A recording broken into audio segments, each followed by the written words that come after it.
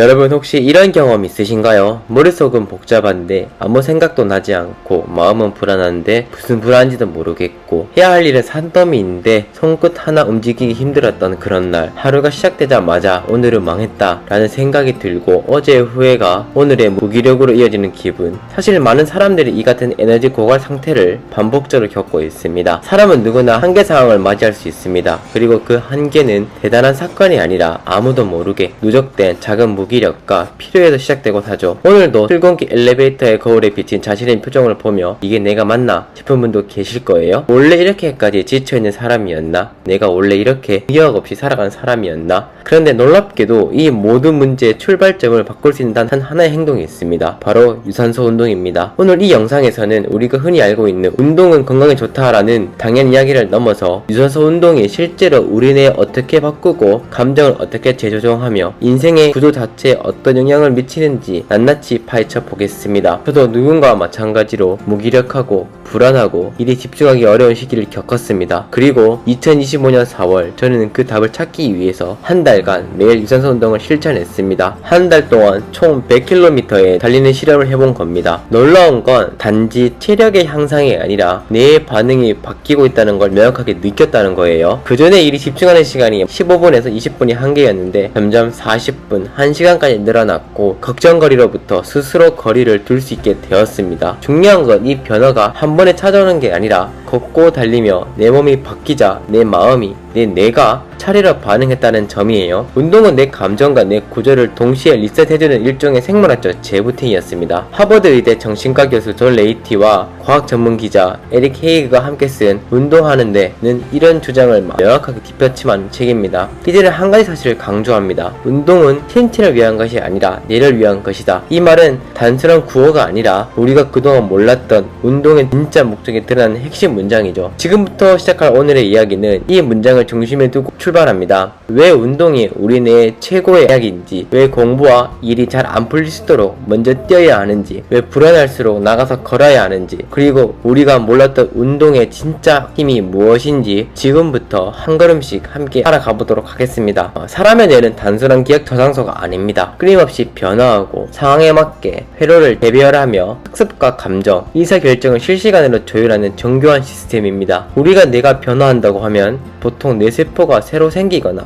죽는다고 생각하죠. 하지만 더 근본적인 변화는 뇌세포 간 연결, 즉 시냅스의 방식이 바뀌는 데 있습니다. 이걸 신경가소성이라고 부릅니다. 신경가소성은 뇌의 능력입니다. 그리고 이 능력은 반복된 자극, 특히 의미 있는 자극에 반응하며 확장됩니다. 운동은 그 자극 중에서도 가장 빠르고 직접적이며 넓은 범위에 영향을 주는 활동입니다. 유산소 운동을 하면 우리의 몸은 다양한 심리적 반응을 일으킵니다. 가장 핵심적인 변화는 BDNF, 뇌유래 신경영양인자라는 단백질이 분비입니다. 이 단백질은 뉴런의 성장을 돕고 시냅스를 강화하며 뇌 유연성을 결정짓는 핵심 물질입니다. BDNF가 많아질수록 우리의 뇌는 더 쉽게 배우고 더 빨리 회복하고 더 유연하게 사고할 수 있게 됩니다. 예를 들어 우리가 스트레스를 받으면 뇌의 편두체가 과도하게 활성화되어 불안을 증폭시킵니다. 하지만 운동을 꾸준히 하면 전두엽이 더 강하게 작동하며 편두체의 반응이 억제하게 됩니다. 즉 감정을 컨트롤할 수 있는 힘이 생긴다는 거죠. 또 하나의 중요한 점은 도파민, 세로토닌, 노르에피네프린과 같은 신경 전달 물질의 균형입니다. 도파민은 동기와 보상을 담당하고 세로토닌은 기분을 안정시키며 노르에피네프린은 집중력을 조율합니다. 이 세 가지 물질 모두 유산소 운동 후에 자연스럽게 분비가 증가하고 뇌 분포가 재정돈됩니다. 약 없이, 부작용 없이 우리 스스로 조절하는 뇌화학적 변화입니다. 저 역시도 한 달간 100km를 나누어 달리면서 이 변화를 매일 몸으로 체험했습니다. 처음엔 단순히 피로만 느꼈던 운동이 시간이 지나면서 오히려 에너지를 주고 집중력을 끌어올리는 수단이 되었죠. 심지어 달리고 난 직후 업무를 보면 머릿속이 선명해지고 결정 속도도 훨씬 빨라졌습니다. 내가 일하는 방식 자체가 달라진 겁니다. 이렇게 운동은 단순히 몸의 컨디션을 올리는 게 아니라 뇌의 작동, 메커니즘을 물리적으로 바꿔줍니다. 정확히는 우리의 정보 처리 방식 자체를 재설계해줍니다. 이것이야말로 운동이 뇌에 미치는 진짜 힘입니다. 운동이 뇌에 미치는 영향이 이론적으로 확실했다고 하더라도 우리의 삶에 어떻게 구체적으로 작용하는지 모르면 실천하기 어렵습니다. 그래서 저는 실제 사례와 실천 전략을 중심으로 중심으로 이야기해보려고 합니다. 먼저 미국 일리노이주 네이버빌 센트럴 고등학교의 사례입니다. 이 학교는 1990년대 후반부터 학생들 1교시 수업 전에 유산소 체육을 도입했습니다. 핵심은 단순 체육이 아니라 심박수를 올리는 운동에 집중했다는 점인데요. 학생들은 아침 7시 반쯤 졸린 얼굴로 나와서 1.6km를 달리기를 합니다. 목표는 운동선수처럼 기록을 경신하는 것이 아니라 본인의 평균 심박수 85에서 90%까지 끌어올리는 것입니다. 그 결과는 엄청났습니다. 학업 성취도 조사에서 아침 운동 수업을 들은 학생들은 읽기 능력과 수학 이행 능력이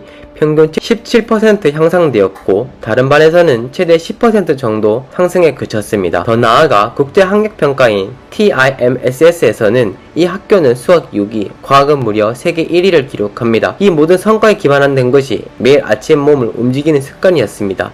그렇다면 우리는 일상에서 어떤 방식으로 이를 실천할 수 있을까요? 제가 직접 한 달간 100km를 나누어 달리면서 가장 효과적이었던 3가지 전략을 알려드리겠습니다. 첫 번째, 루틴화. 운동은 일회성 이벤트가 아닙니다. 매일 같은 시간, 같은 장소에서 반복할수록 뇌는 예측 가능한 패턴이 익숙해지고 안정감을 느낍니다. 저 같은 경우 아침 5시 또는 저녁 9시 알람과 동시에 같은 음악을 틀며 나갔습니다. 그것만으로도 몸이 이제 움직일 시간이구나 라고 기억을 하더라고요. 두 번째, 기록하기. 운동 직후 짧게라도 메모를 했습니다. 예를 들어 오늘은 5km 달리기, 10km 달리기, 기분은 10분의 7, 집중력 향상 느낌 강함. 이 작은 기록들이 쌓이면 내가 얼마나 성장했는지를 눈으로 확인할 수 있고 스스로 칭찬할 수 있게 되었습니다. 세 번째, 공개 선언하기. 가까운 사람에게 말했습니다. 나 이번 달에 주 4일은 꼭 달릴 거야 말하며 책임감이 생기고 그만큼 동기부여가 되었습니다. 또한 SNS에 짧은 인증만 해도 무시 못할 만큼 큰 힘이 생기니까 꼭 해보시는 것도 좋을 것 같습니다. 이런 실천 전략을 기반으로 저는 단순히 100km를 누적 달성한 것이 아니라 새로운 일정을 기획할 때나 중요한 업무를 회의에 앞서 반드시 운동을 끼워넣는 습관이 생겼습니다. 이 작은 변화가 제 하루를 재설계하게 만들었고 더 나아가 인생을 바라보는 태도까지 바뀌게 되었습니다. 자, 이제 우리는 알게 되었습니다. 운동은 단지 체력을 키우는 수단이 아니라 내 구조 자체를 바꾸는 가장 직접적이고 강력한 도구라는 것을요. 그리고 그 변화는 단순히 기분 좋아지는 차원을 넘어서 사고력, 문제 해결 능력, 감정 조절력, 삶의 방향성까지 재정비하게 만드는 것도 알게 되었습니다. 저는 한 달 동안 100km를 나누어 달리며 아주 단순한 진실을 체험했습니다. 운동은 삶의 흐름을 바꿉니다. 몸을 움직이면 생각이 정리되고 감정이 가라앉고 하루가 다시 설계됩니다. 의외로 많은 사람들이 이 단순한 진실을 모르고 살아갑니다. 혹은 알고 있더라도 실천하지 못하죠. 왜냐하면 시작이 가장 어렵기 때문입니다. 하지만 그 시작은 그렇게 거창할 필요는 없습니다. 지금 당장 일어나서 5분만 걷는 것도 충분합니다. 중요한 건 강도가 아니라 반복입니다. 우리 뇌는 반복된 자극에 반응하고 익숙함 속에서 회로를 바꾸기 때문입니다. 단 5분을 매일 반복하는 것만으로도 뇌는 새로운 길을 내고 그 길은 곧 습관이 되며 결국 인생의 방향을 바꾸는 계기가 됩니다. 운동은 뇌에게 이런 신호를 줍니다. 나는 움직이고 있다. 나는 무기력하지 않다. 나는 다시 시작할 수 있다. 이 신호가 반복될 때 뇌는 점점 안정되고 현실을 긍정적으로 해석하는 능력이 올라갑니다. 그리고 이 긍정적인 해석이 우리의 행동, 관계, 성취에 고스란히 반영됩니다. 많은 사람들이 불안해서 아무것도 못하겠다 라고 말을 합니다. 그러나 정확히 말하면 아무것도 안 하니까 더 불안한 것일 수도 있습니다. 불안을 다스리는 방법은 단순합니다. 땀을 흘리는 것입니다. 걷고 뛰고 움직이고 심박수를 높이면 불안을 유발하는 뇌 회로가 자동으로 비활성화됩니다. 이는 이미 수많은 연구를 통해서 증명되었습니다. 운동은 우울감의 악순환을 끌어내는 최고의 방어 기제이자 자신의 확신을 되찾는 가장 빠른 지름길입니다. 거창한 계획은 필요 없습니다. 매일 반복해서 같은 시간